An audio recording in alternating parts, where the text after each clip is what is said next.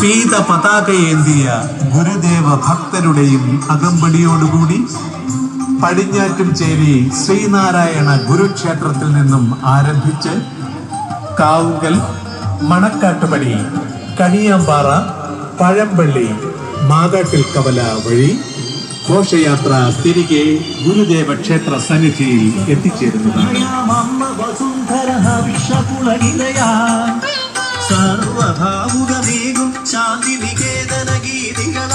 ഭക്തി നിർഭരവും വർണ്ണശബളവുമായ ഈ ഘോഷയാത്രയിലേക്ക് എല്ലാ ഗുരുദേവ ഭക്തരെയും സഹർഷം സ്വാഗതം ചെയ്യുന്നു.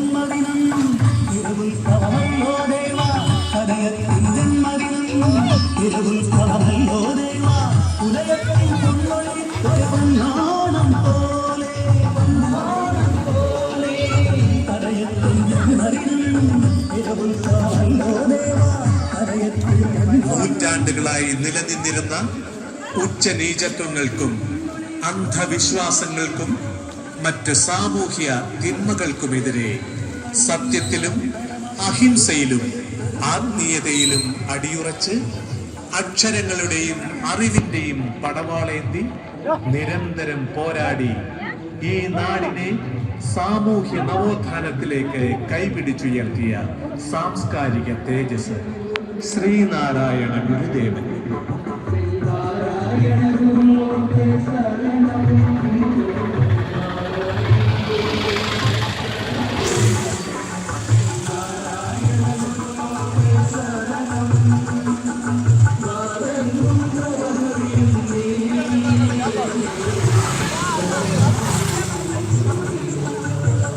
അന്ധവിശ്വാസങ്ങളിലും അനാചാരങ്ങളിലും ആഴ്ന്നുപോയ ഒരു ജനതയ്ക്ക് വിദ്യ കൊണ്ട് പ്രബുദ്ധരാകുവാനും സംഘടന കൊണ്ട് ശക്തരാകുവാനും ഉപദേശങ്ങൾ നൽകി മതത്തിനതീതമായി മനുഷ്യന്റെ നന്മ കാക്ഷിച്ച സന്യാസി ശ്രേഷ്ഠൻ ശ്രീനാരായണ ഗുരുദേവൻ.